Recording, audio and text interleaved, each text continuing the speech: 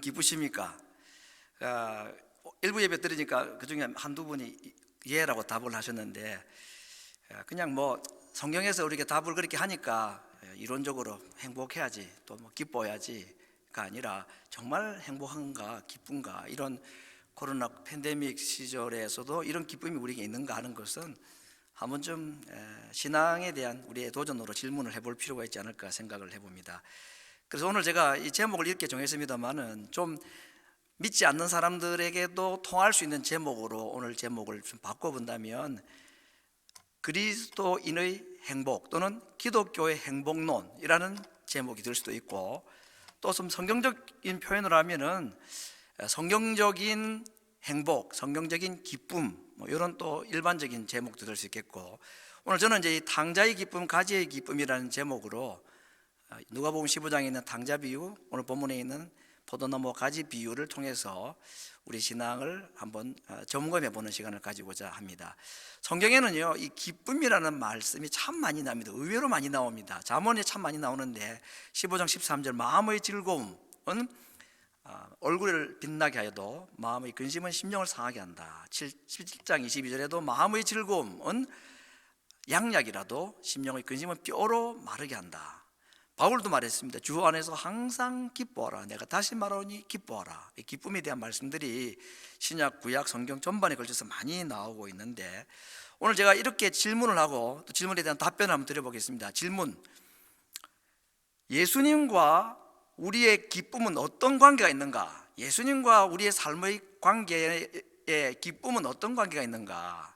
답은 이것입니다. 예수 그리스도 안에 진정한 삶의 기쁨이 있다 하는 겁니다. 이게 너무 평범하니까 오늘 뭐 설교가 또 뻔한 얘기구나 그렇게 생각할 수 있는데, 설교 끝나고 난 뒤에 이게 뻔한 얘기가 아니라고 고백이 되기를 바라는 마음에서 이 말씀을 계속 드립니다. 오늘 본문 요한복음 15장 11절에 포도나무 가지 비유의 결론적으로 말씀하신 것이 이것입니다. 내 기쁨이 너희 안에 있어 너희 기쁨을 충만하게 하려 한다 하는 것을 예수님이 말씀하셨습니다. 예수님의 기쁨이 우리 가운데 있어서 우리의 기쁨을 충만케 하기를 원하신다 그랬습니다. 그렇기 때문에 오늘 이 말씀을 보면 믿는 자들, 그리스도인에게서 얻을 수 있는, 우리들이 누릴 수 있는 기쁨은 우리에게서 있지 않고 우리 밖에 있는 누군가의 기쁨이 우리 안에 들어올 때 이것이 우리의 기쁨이 된다는 것이죠. 그 우리 밖에 있는 기쁨은 바로 하나님 기쁨이고 예수님의 기쁨인데, 그것이 우리 안에서 참 기쁨이 된다. 이 말씀은요, 예수님 자신이 기쁨이라는 뜻을 가지고 있습니다. 예수님 자체로 기쁨입니다. 우리가 이 삶의 기쁨에 대한 얘기를 할 때에 사실 세상 사람들이 기쁨, 행복 이야기를 참 많이 했다고 합니다. 이름만 들어도 알만한 유명한 그 철학자들 있지 않습니까? 그런 사람들 중에 한 사람도 예외 없이 행복론이라는 책을 쓰지 않은 사람이 없답니다. 저는 뭐 잘 모르는데 그렇답니다. 아무튼 인간의 최대의 관심사 중에 하나가 행복, 기쁨 이거죠. 그런데 성경도 사실은 행복과 기쁨에 대해서 동일하게 말씀을 하고 있다 하는 것입니다. 오늘 예수님께서 말씀하시는 행복론, 인생이 그렇게 추구하는 행복과 기쁨을 예수님은 뭐라고 말씀하셨는가, 이 질문에 대한 답변을 한번 해보고자 합니다. 예수님이 땅에 태어나시던 날에 하늘의 천군과 천사들이 노래를 부른 내용이 있습니다. 큰 기쁨의 좋은 소식을 너에게 전한다, 그렇게 말씀했습니다. 큰 기쁨의 좋은 소식, 이 말씀에 의하면 좋은 소식이라는, 복음이라는 것은 무엇입니까? 큰 기쁨이라는 얘기입니다. 복음, 기쁜 소식, 좋은 소식은 그 내용이 큰 기쁨이다 하는 것을 지금 말씀하고 있습니다. 예수님께서 하신 말씀 중에서 이 행복이나 기쁨과 관련해서 여러 가지 말씀하신 중에 가장 최고의 이야기는 탕자 비유라고 생각할 수가 있습니다. 탕자 비유가 왜 기쁨 이야기인가? 거기 보면 아버지가 굉장히 기뻐한다 말씀이죠. 그래서 오늘 이 탕자 비유를 좋은 소식, 좋은 기쁨, 큰 기쁨이라는 관점에서 한번 생각을 해보고자 합니다. 이 탕자 비유에는 기쁨이라는 주제가 아주 강하게 드러나 있는 것을 알 수가 있습니다. 기쁨이 없는 자가 다시 기쁨을 찾게 되고, 특별히 그 아버지가 기뻐하는 그 기쁨의 이야기들이 있는데, 이 비유에서 말씀하시는 것은 인생은 하나님과 분리되면 기쁨 끝, 불행 시작, 그 말이죠. 반대로 인생이 하나님께로 돌아오면 불행 끝, 행복 시작, 슬픔 끝, 기쁨 시작, 뭐 이렇게 우리가 이 비유를 아주 그냥 액면 그대로 받아들여도 괜찮습니다. 예, 그건 지금 다른 이야기입니다. 아주 감동적인 아버지와 아들 이야기가 아니고 하나님과 인간 이야기입니다. 인간이 하나님을 떠나면 기뻐할 수가 없고 슬픔의 자리에 들어갈 수밖에 없다. 행복이 끊어질 수밖에 없다는 걸 말하는 것이고, 언제든지 아버지께로 돌아오면, 인생이 하나님께 돌아오면 그때 참 기쁨이 시작이 되고 행복이 거기서부터 시작이 된다 하는 이 이야기가 탕자 비유의 사실 핵심이죠. 그렇죠? 오늘 그런 관점에서 이 말씀을 좀 보고자 합니다. 이 땅의 사람들이 사실은 다 행복을 추구하고 행복을 원합니다. 그런데 오늘 이 탕자 비유에서 우리에게 주시는 말씀은 인생이 어떻게 할 때 참 기쁨을 누릴 수 있느냐 하면 하나님께로 돌아갈 때에 참 기쁨이 있다 하는 이 말씀을 우리에게 해주고 있는데, 행복을 찾아가면 행복이 없다. 여러분, 아들이 아버지와 함께 있는 것이 행복이 아니라고 생각해가지고 행복을 찾아갔죠. 행복이 없었습니다. 그렇죠? 반대로 하나님을 찾으면 행복이 있다. 이 말씀을 지금 이 비유가 하고 있는 것입니다. 행복을 찾아가면 행복은 사실은 손에 잡히지도 않습니다. 잡았다 싶은데 잡히지 않는 것입니다. 무지개가 잡히나요? 바람이 손에 잡힙니까? 안 잡히죠. 인생이 하나님 외에 다른 것을 행복으로 찾고 쥘 수도 없지만 쥐었다고 생각하는데 그게 쥔 게 아닙니다. 딱 쥐어봤는데 손을 펴보니까 없는 거죠. 솔로몬의 말로 하면 그 바람이더라. 인생은 하나님 외에 다른 방법으로 절대로 행복해질 수 없도록 지원받은 존재입니다. 이걸 우리가 받아들이고 믿느냐 안 믿느냐는 신앙의 문제이죠. 예. 결국 신앙과 행복은 떨어질 수 없는 관계에 있는 것입니다.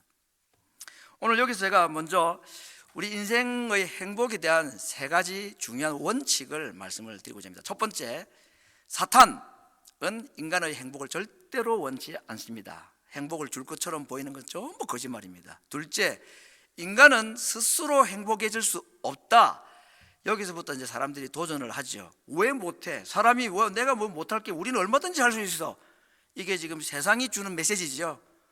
우리는 내 스스로 얼마든지 내 인생을 즐겁게 살 수 있다는 것, 그게 인생들이 가지고 있는 거짓말들인데, 성경은 말합니다. 인간은 스스로 행복해질 수가 없는 존재다.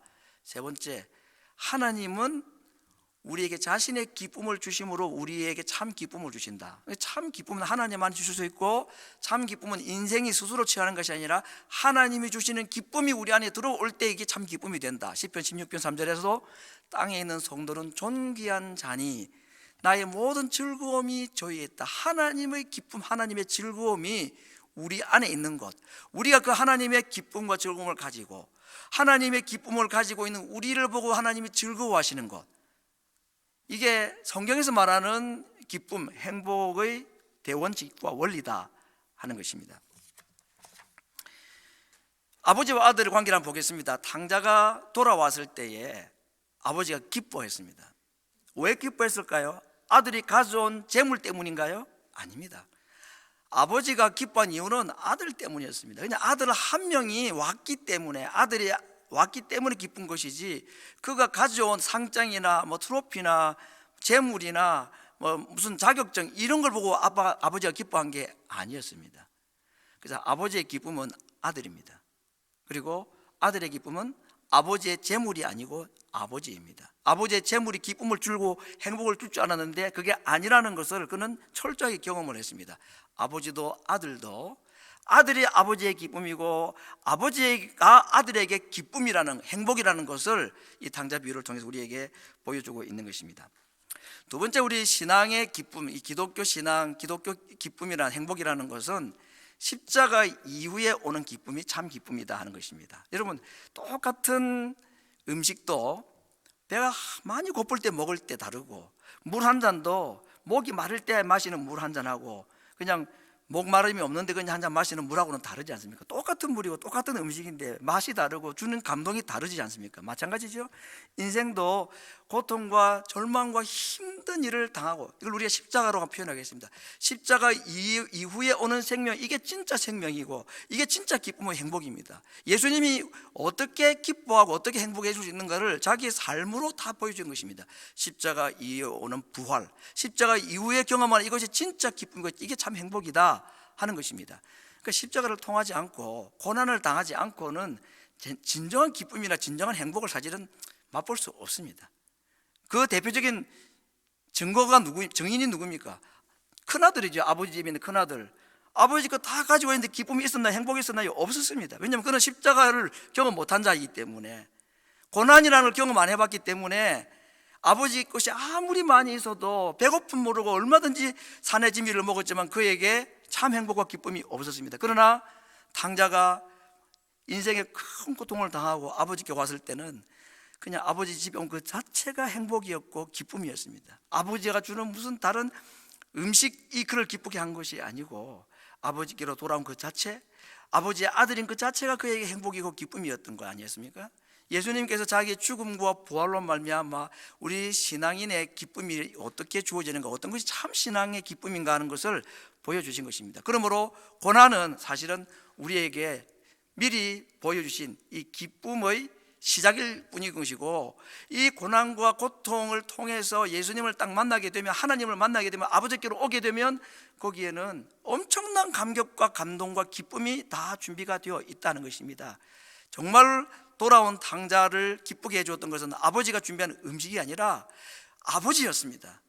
그가 아버지이신 것이 이 아들에게는 기쁨이었고 행복의 이유가 되었던 것이죠.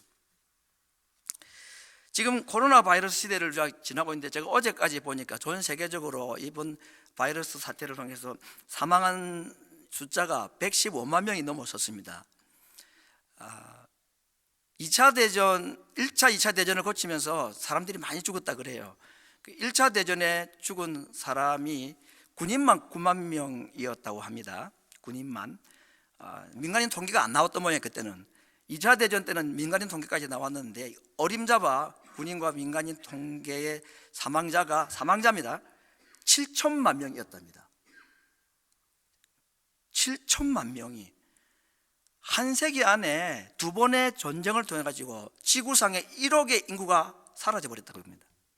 그 중에 가장 피해를 본 사람은 유태인입니다. 유태인은 600만 명이 참 비참하게 죽어갔습니다. 한국도 6.25 전쟁을 경험한 세대가 있고 일제시대를 경험한 사람들이 있지만 유태인의 이 그 전쟁을 통한 이 학살 고통은 아마 어느 나라 민족도 경험하지 못했다. 아마 지구상에 있었던 웬만한 유태인들은 다 죽었다고 해도 과될 만큼 그런 고통을 당했던 사람들입니다. 이들이 수용소에서 당하였던 고통이나 고난 이야기들이 여러 가지 형태로 책으로도 나오고 영화로도 나오고 많이 나오고 있죠.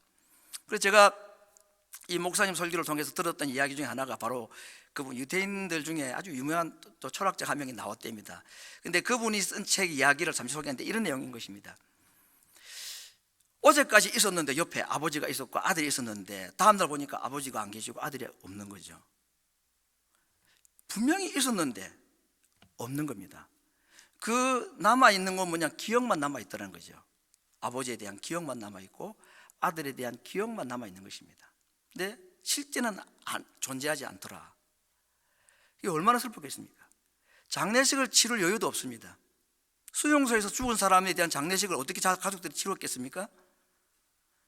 슬퍼할 여유도 없고 기회도 주어지지 아니한 이 수용소의 생이별과 같은 고통, 분명히 눈앞에 살아 계셨던 분이 어느 날 다음날 눈 뜨니까 사라지고 없는 것, 그 공허함을 이 수용소에 있는 이 난민들이 감당을 못했다는 것입니다. 슬퍼할 때는 슬퍼해야 되는 거 아닙니까? 울고 싶을 때는 울 수 있는 기회가 주어져야 되는데 울 수 있는, 슬퍼할 수 있는 기회조차도 주어지지 않냐는 너무 냉혹한 현실, 이게 수용소의 고통이었다고 하는 것입니다. 그런데 더 놀란 것은 그 사랑했던 사람들, 부모님들, 가족들에 대한 기억도 점점 사라지더라는 것입니다. 왜냐하면 내가 오늘은 당할 수 있기 때문에, 나도 오늘 이 세상을 떠날 수 있기 때문에 밤에 눈을 감는 것이 두렵다는 거죠. 다음날 눈을 못 뜨게 될 수도 있다는 고통 때문에. 우리는 상상할 수 없는 이 수용소에 있는 자들의 전쟁 공포, 전쟁 포로들의, 그냥 좀 있다가 전쟁 끝나면 석방될 사람들이 아니죠. 이 사람들은 다 죽어 나갔습니다. 가스실에서 다 죽어 나갔습니다. 그 시신이 어디로 갔는지도 알지 못하게. 그러면서 참 부모님의 슬픔, 아픔을 함께 가지지 못하고 슬퍼할 수도 없고, 더 놀라운 것은 그 부모님, 사랑하는 자식에 대한 기억도 더 이상 존재하지 않고 그냥 흘러가 버리는 것. 이 고통을 이 수용소에 있는 사람들이 감당을 못했다는 겁니다. 그러면서 가졌던 마지막 두려움이 뭐냐? 나도 누군가의 기억 속에서 이렇게 사라질 자이구나 하는 것이었습니다. 자기가 그 사랑하고 아꼈던 아버지와 가족에 대한 기억도 자기가 가지고 있는 너무 현실이 어려우니까 기억을 해줄 여유가 없이 내게서 잊혀진 자들, 거기에 대한 죄스러운 마음, 현실 때문에 그들을 기억하지 못하는 이 현실 때문에 그렇게 인간 도리로 못한 것 때문에 고통스러워하던 이것이 죄스러운데, 자기도 그 대상자가 될 거라고 생각을 하니까 정말 뭔지만도 못한, 내가 살아있는 것인지 죽은 것인지 정말 얼굴이 없는 사람, 사람은 분명히 있는데 얼굴이 안 보이고 유령과 같고 그림자와 같고, 밤이 되면 보이는 것도 안 보이는데 자기 삶이 아무것도 아닌 것처럼 느껴지는 이 고통이 이 수용소에서 당하였던 사람들의 큰 고통이었다고 하는 것입니다. 오늘 우리가 생각하는 이 탕자가, 저는 그 비슷한 경험을 했다고 생각합니다. 탕자는 어떤 사람입니까? 가진 자 아버지의 큰 부자의 아들이었습니다. 둘째 아들이었습니다. 그런데 아버지를 떠났더니 자기를 아무도 기억해 주는 사람이 없는 돼지 우리간 신세가 되고 말더라 하는 거 아닙니까? 누구도 자기를 기억해 주지 않는 겁니다. 심지어는 돼지가 먹는 음식조차도 먹지 못할 비참한 사람, 살아있으나 산 것 같지가 않고, 자기가 누구인지, 내가 종인지 짐승인지 사람인지 그 자체를 구분할 수 없을 정도의 절대적인 고통 가운데, 절망 가운데 빠져있는 이 탕자의 모습, 이것이 그 죽음의 수용소에 갇혀 있었던 유태인들의 하루하루의 삶의 고통이라는 것을 그렇게 빗대어, 탕자의 모습을, 자기들의 모습을 그렇게 빗대어 설명한 것을 말했던 것이었습니다. 여러분, 이것이 참 고통 아닙니까? 내가 누구인지를 모른다는 겁니다. 정말 살아있는지 죽어 있는지를 알 수 없는 그런 고통. 아마 내가 세상을 살아있는지 떠났는지를 아무도 기억해 주지 못할, 내 한 명이 이 세상에 없어진 것은 누가 알 수나 있을까? 기억해내 줄까? 그런 생각을 하면 자기가 자기 가족들을 그렇게 대하였던 취급을 자기도 당할 수 있다고 생각할 때에 고통을 겪을 수밖에 없었다는 것입니다. 여러분, 그때 아무도 이 탕자를 기억해 주지 않았을 때에 자기 형이 자기를 기억해 줬겠습니까? 자기 집에 자기를 좋아하고 따라줬던 종들이 지금 그 아들을 지금 뭐 하고 있을까, 어디 있을까 기억하고 걱정을 해줄 수 있겠습니까? 아무도 그 둘째 아들을 기억하는 사람이 없었는데 그 아들을 기억한 사람이 딱 한 분 있었다. 이것이 예수님의 비유의 이야기의 핵심 아닙니까? 바로 아버지였습니다. 여러분, 육신의 아버지도 그럴 수 있습니다. 육신의 어머니나 육신의 아버지는 자식이 어디 있는지 모르고 살았는지 죽었는지도 모르는, 생사를 알 수 없는 그런 가족 관계가 혹 있을 수는 있지요. 그래도 육신의 부모들은 기억을 합니다. 삶이 고달프고 힘들면 그 기억도 잠시 잊어버리기도 하긴 합니다만은, 그러나 하나님 아버지는 자기의 백성들이 돼지 우리간에 있고 방탕한 삶을 살고 아무도 기억해 주지 못하는 그런 환경 가운데 자기도 자기를 잊어버리고 있는 그 상황에서도 하나님은 자기 자식을 잊어버리지 않으신다는 것입니다. 아들이 돌아왔을 때 아버지는 깜짝 놀라가지고 너가 어떻게 왔느냐라고 하지 않았습니다. 아버지는 아들이 나가는 날부터 집 밖에서 아들이 돌아오기만을 기다리고 있었다고 성경은 기록하고 있습니다. 그리고 아들이 돌아올 때는 안 돌아올 아이가 돌아온 것처럼 깜짝 놀라고 웬일이냐고 말하지 않고 달려가서 아들을 맞이했다고 그랬습니다. 어떤 분의 말씀에 의하면 성경에 하나님께서 움직이시는 장면들을 말씀한 것 중에서 달려가는 아버지, 달려가시는 하나님을 묘사한 것은 이 구절밖에 없다고 합니다. 돌아오는 아들에 대해서는 아버지가 기억을 잊어버리고 있다가 그가 오니까 반가워 달려간 것이 아니고 하루도 잊어버리지 아니한 아들이 올 때에 반가워서 달려갔다는 것이 탕자의 비유에 나오는 아버지 하나님이 우리를 향해 가지고 계신 마음이라 하는 것입니다. 누구도 나를 기억해 주지 않을 때에 나를 잊지 않고 기억하시는 분이 계시다. 이게 탕자 비유의 아버지를 통해서 하나님이 어떤 분이신가를 우리에게 말씀해 주는 약속인 것입니다. 여러분, 탕자가 호랑방탕한 삶을 살고 있을 때, 그가 돼지 우리간에 있을 때에 이 탕자는 어디에 있었을까요? 성경의 말씀에 의하면 그는 아버지의 눈동자에 있었다고 말할 수 있습니다. 우리가 서로를 마주 보면 내 얼굴, 내 모습이 상대방의 눈동자 안에 들어가 있죠. 아들은 아버지를 잊어버렸는데, 아들은 아버지를 떠났는데, 아버지는 아들을 잊어버리지 않았고, 아들은 아버지에서 멀리 떨어져 있고 보이지 않는 곳에 있었는데 여전히 그 아들은 아버지의 눈동자에 새겨져 있었다는 것이 성경에서 말씀하시는 하나님 아버지가 우리를 향해 가지고 계신 마음이라고 말씀하고 있습니다. 그래서 아들이 돌아갈 수 있었던 거죠. 아무도 기억 못할 거야. 내 형은 물론이지만 나를 한때 좋아했다는 그 종들도 나를 기억하지 못할 거라고 생각을 했던 그 아들이, 그래도 혹시 아버지는 나를 기억은 안 해주셔도 돌아가면 반대는 안 하실지 몰라 하는 기대감, 평소에 아버지가 어떤 분이었던가를 어느 정도 알았기 때문에 그는 우리간에서 일어날 수 있는 용기를 가졌지 않았겠습니까? 아버지를 생각하면 자기가 누구인지를 조금 알 것 같았습니다. 형을 봐도 내가 누구인지 모르겠고 다른 친구들 봐도 내가 누구인지를 나를 기억 안 해주니까, 나를 모르니까. 그런데 아버지는 나를 적어도 가면 배척은 안 하실 것 같고 종으로 써달라 그러면은 종으로 받아주실 것 같다는, 그것도 잘못된 생각이었지만, 착각이었지만 그 정도에 대한 아버지에 대한 기대감이 아들이 우리간을 박차고 일어나게 해 주었던 것입니다. 실제로 하나님은 그랬었습니다. 돌아오는 우리들이 돌아가면 풍분으로 우리를 받아줄 것이 아니고 자기의 아들을 죽이시면서까지라도 우리에게 의의 옷을 입혀주시고 가락지를 끼워주시고 신발을 신겨주셔서 완전한 아들의 모습으로 아무 이유도 조건도 없고 그냥 아들로 받아주시는 겁니다. 왜? 우리가 그분의 아들이니까. 아들됨의 자격이 있어서가 아니라 아들이니까 우리를 받아주는 것입니다.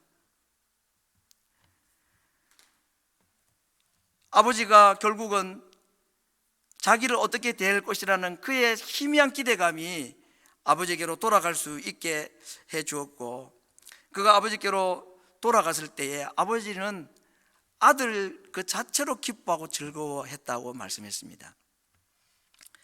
행복이라는 것은 어느 날 갑자기 이렇게 찾아오는 것이라고 합니다. 그가 쌓아놓은 재물과 가지고 있는 재산들이 우리에게 조금씩 더해지고 더해지면서 내가 뭔가 모으고 또 모으고 한 그것이 나에게 기쁨을 주고 행복을 주는 것이 아니고, 아버지께로 돌아갈 때에 아버지의 기쁨이 나에게 그대로 전달이 되어서 갑자기 한순간에 우리가 행복한 사람으로, 기쁨의 사람으로 바뀌게 하는 것, 내가 준비해 놓은 것은 내게 사실은 기쁨이 되지 않고 행복을 주지 않는 것들이라고 말씀하고 있습니다. 왜냐하면 인간은 스스로 행복을, 기쁨을 누릴 수 없도록 하나님이 만드셨기 때문에, 하나님의 기쁨이 내 속에 들어오지 않으면 어떤 것으로도 우리가 기뻐할 수 없고 행복할 수 없도록 하나님이 만드셨기 때문인 것입니다. 하나님께로 돌아가는 자가 참 행복과 참 기쁨을 누릴 수 있다. 팬데믹 시절을 보내고 있는 온 인류를 향하여서 오늘 하나님은 우리에게 이 말씀을 하시고 계시다고 생각합니다.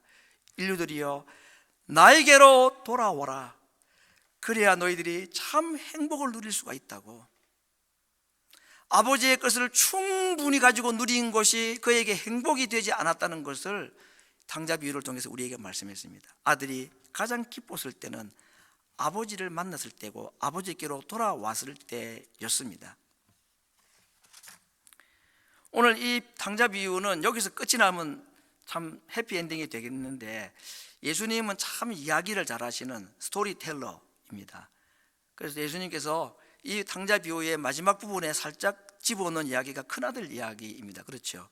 큰아들 얘기가 없어도 이 얘기를 얼마든지 행복한 얘기로 끝날 수 있는데 왜 큰아들 얘기를 꼭 집어넣으셨을까? 오늘 이 시대는 이러한 탕자의 기쁨을 가진 자도 있는가 하면, 큰아들의 기쁨 없는 삶을 살아가는 믿는 자들이 많이 있을 수 있기 때문에 여기에 대한 말씀도 우리에게 하시는 것 같습니다. 여러분, 큰아들은 아버지와 함께 있었습니다. 아버지 걸 다 자기 것이라고 아버지가 그렇게 말해 줬는데도 불구하고 기쁨이 없었지요. 재산 가지고 간 아들이나 아버지 재산 가지고 있는 자들이나 그거 가지고는 기쁨이 없다는 건 똑같은 것 같아요. 왜 큰아들은 기쁨이 없었겠습니까? 아버지의 재산은 있었지만 아버지가 그 마음속에 없었기 때문입니다. 작은아들도 마찬가지였습니다.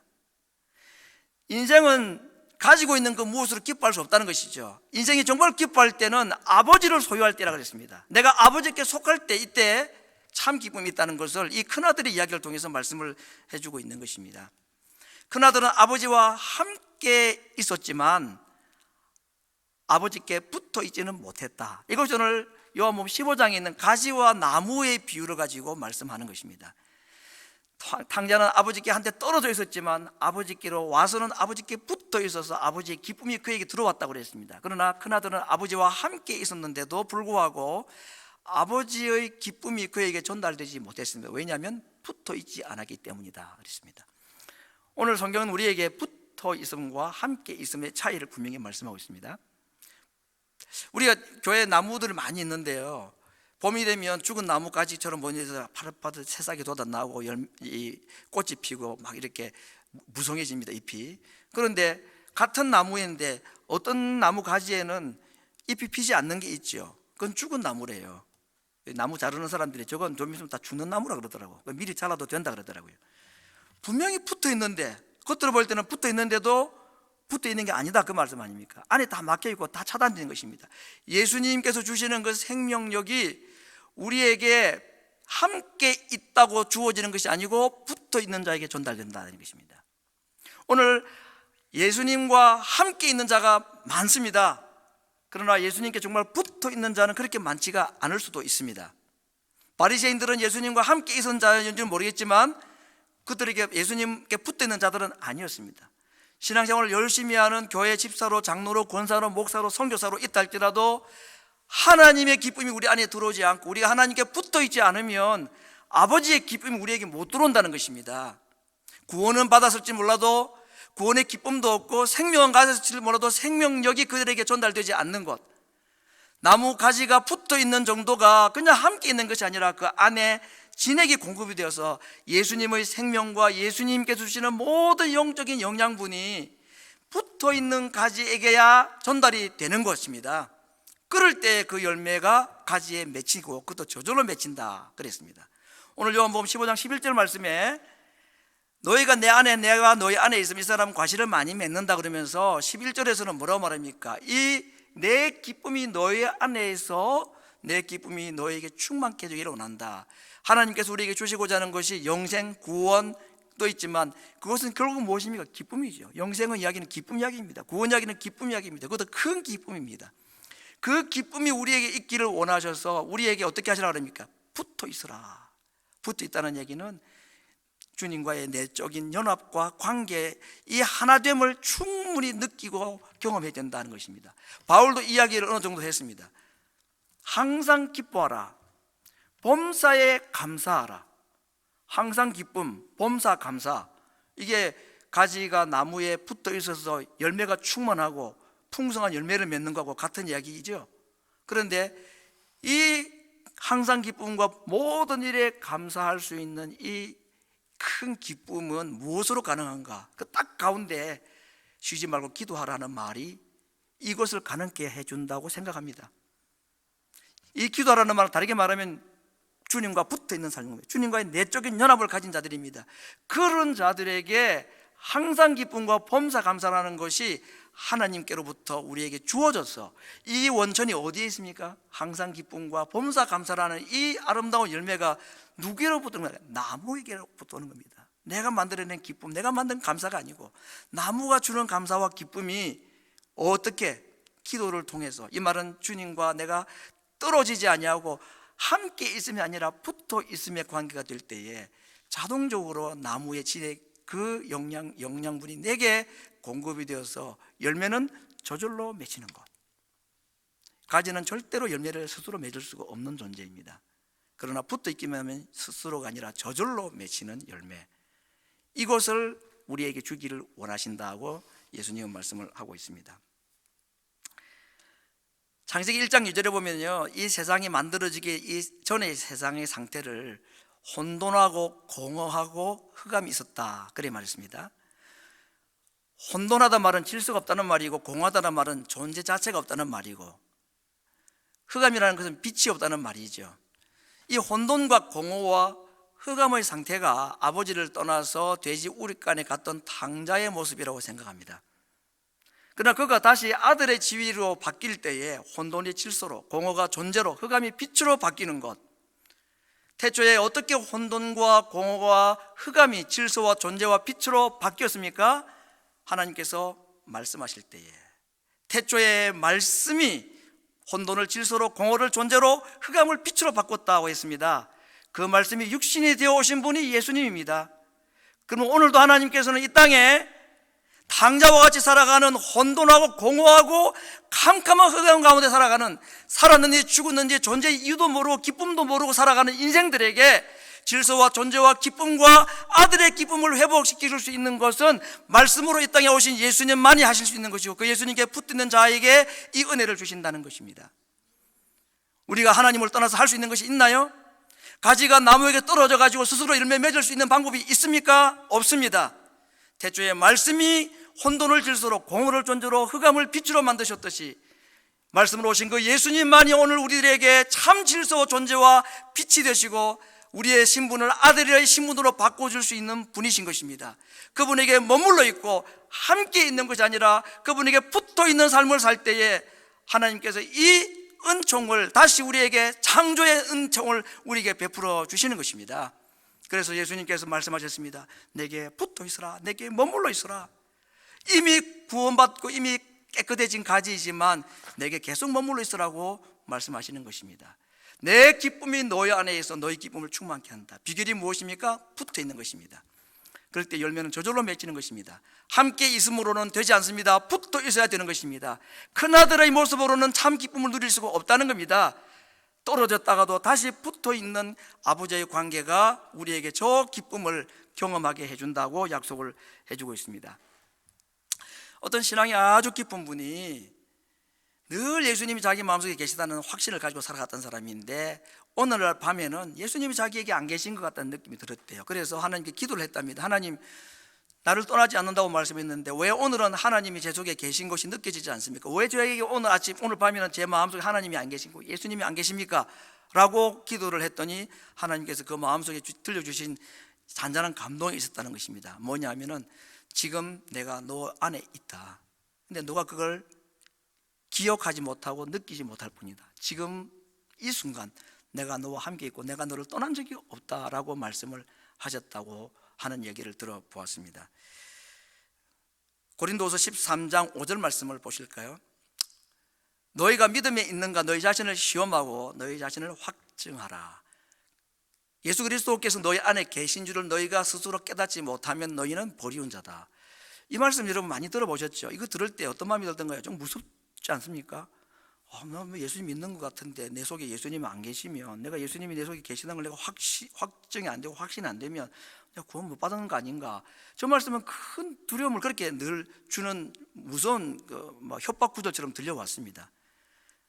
고린도후서 13장 5절은 누구에게 하신 말씀일까요? 고린도 교인들에게 하신 말씀입니다. 요한복음 15장에는 가지와 나무의 비유로 말하면 예수님께 붙어 있는 예수님의 가지된 자들에게 하신 말씀입니다.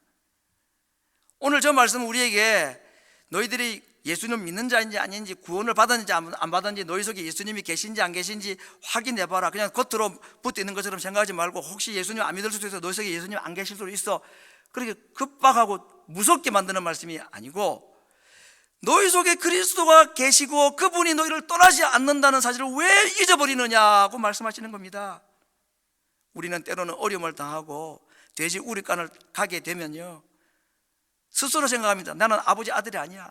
예수님이 내 속에 안 계셔. 예수님과 나는 관계없어. 아무도 나를 기억 안 할 거야.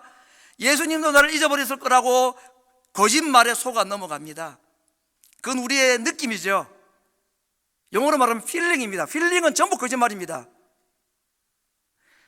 진짜는 뭐냐? 사실이죠. 팩트가 진짜입니다. 하나님께서는 우리에게 사실을 말씀해 주십니다. 내가 너희를 떠나지 않는다고 말했습니다. 그런데 우리는 하나님 우리를 떠난 것처럼 착각합니다. 누가 주는 생각 때문에? 사탄이 주는 생각 때문입니다. 그러므로 아들이, 당자가 우리 간에서 생각해야 될 것은 아버지가 지금도 나를 잊지 않고 있고 나는 지금도 아버지의 아들이라는 사실을 기억했어야 했습니다. 그것이 참으로 어렵긴 하지요. 벼룩도 낯짝이 있죠. 어떻게 그런 생각을 하겠습니까? 그런데 성경은 우리에게, 당자 비유를 통해서 우리에게 그 사실을 우리에게 잘 말씀해 주고 있습니다. 혹시라도 너희들이 당자와 같은 삶의 처지에 있거들랑 당자보다는 나아라, 이거 아니겠습니까? 그게 뭐죠? 아버지는 아들을 한순간도 잊어버리지 않는다는 겁니다. 육신의 아버지도 아들을 안 잊어버린다고 잘요. 하물며 영의 아버지가 아들이 나를 떠났다고 해가지고, 아버지를 버렸다고 해가지고 잊어버리겠느냐? 육신의 아버지도 잘 안 그러는데 영의 아버지가 어떻게 자기 자식을 잊어버리겠느냐? 우리를 그의 눈동자에 넣으신다고 말씀하지 않았습니까? 너희 속에 그리스도가 계신 줄을 왜 알지 못하느냐 하는 말입니다. 우리 간에 앉은 자들에게 오늘 주님께서 저렇게 말씀하시는 겁니다. 내가 너희 안에 있고 너희가 나를 떠나지 않고 내가 너를 떠나지 않았다는 것, 너 속에는 지금도 내가 우리 간에 있는 너에게 내가 너와 함께 있다는 사실을 왜 알지 못하느냐 라고 말하는 것입니다. 삶이 아무리 공허하고 혼돈하고 어두워도, 그래서 내가 살았는지 죽었는지조차도 가늠하기 어려울 때 우리가 절대로 잊어버리지 말아야 될 사실이 하나 있습니다. 나는 여전히 아버지의 아들이고 예수님이 내 안에 계신 자이며 내가 나를 잊어버려도 아버지는 나를 잊어버리지 않으신다는 사실, 이것만큼은 잊어버리지 말아야 합니다. 이 사실을 잊어버리는 순간 우리는 아들이면서도 불구하고 아들로서의 자격을 다 놓쳐버리고 당자처럼 살아갈 수밖에 없는 자들입니다. 분명히 아들인데 아들이 아닌 것처럼 스스로 살아가는 것, 이건 아버지에게 기쁨이 아닙니다. 오늘 당자 비유를 우리에게 말씀하신 이유는 그것을 말씀하기 위함입니다. 너가 너를 잊어버려도, 세상의 모든 사람이 너를 잊어버리고 기억하지 못한다 할지라도 나는 너를 한순간도 잊어버린 적이 없다라고 말씀하십니다. 너를 내 손바닥에 새겼고 내 눈동자에 새겼다고 말씀했습니다. 우리가 하나님을 떠난 적은 있을지 몰라도 하나님이 우리를 떠난 적은 한 번도 없습니다. 돼지 우리간에 있었던 아들은 그 아들이 아버지의 눈동자에 있었다는 사실을 기억해야 합니다. 사탄은 우리가 하나님께로부터 버림받기는 하지 못하지만 버림받은 자처럼 생각하며 살게는 얼마든지 할 수가 있습니다. 억울하기 짝이 없는 거죠. 사탄은 우리를 하나님께로부터 절대로 떨어지게 못합니다. 그런데 하나님께로부터 떨어졌고 하나님으로부터 버림받았다는 생각 가운데 우리 간에 사는 당자처럼은 얼마든지 만들 수가 있기 때문에 오늘 이 비유를 통해서 우리가 하나님께 버림받은 자가 아니라 잊어버려진 자가 아니라 기억하신 바 된 자이고 우리를 그의 눈동자에 손바닥에 새긴 자로 하나님이 우리를 지금도 바라보고 계신다는 사실을, 이 사실만큼은 우리가 잊어버리지 말아야 하는 것입니다. 여기에서 우리에게 새로운 삶의 시작이 있고 여기서부터 새로운 행복과 새로운 기쁨이 시작이 된다라고 말씀을 하고 있습니다. 혹시라도 당자와 같은 우리 간의 고통을 당하고 있는 자들이 혹시 있다면, 아무도 나를 기억하지 못하고 가지고 나도 나를 기억하지 못하고 내가 누구인지, 살아있는지 죽었는지 존재의 의미를 도무지 알지 못하고 있는 이 순간에 혹시 있는 분이 계시다면 이 시간에 이 사실을 꼭 기억해야 되겠습니다. 내가 아버지의 아들이라는 사실을 인식하고 인정하고 주장하고 선포하시길 바랍니다. 거기에서 새로운 아들의 신분이 우리에게 물밀듯이 기쁨과 행복과 함께 우리를 찾아올 것이고, 우리로 하여금 그 자리에서 박차고 일어나서 아버지께로 달려가게 하게 만들 것입니다. 그 아버지께 달려가기만 하면 모든 기쁨과 행복은 다 준비되어 있습니다. 내 손에 아무것도 없다 할지라도 그 아버지만 만나면, 그 아버지에게 달려가기만 하면 아버지 자체가 우리에게 기쁨이고 행복이기 때문에, 그리고 그 아버지의 것이 모든 것이 우리의 것이기 때문에 내 기쁨이 아닌 아버지 기쁨, 내 행복이 아닌 하나님 아버지의 행복이 돌아가는 우리들을 기다리고 있고 그 삶을 누리게 해 주실 것입니다.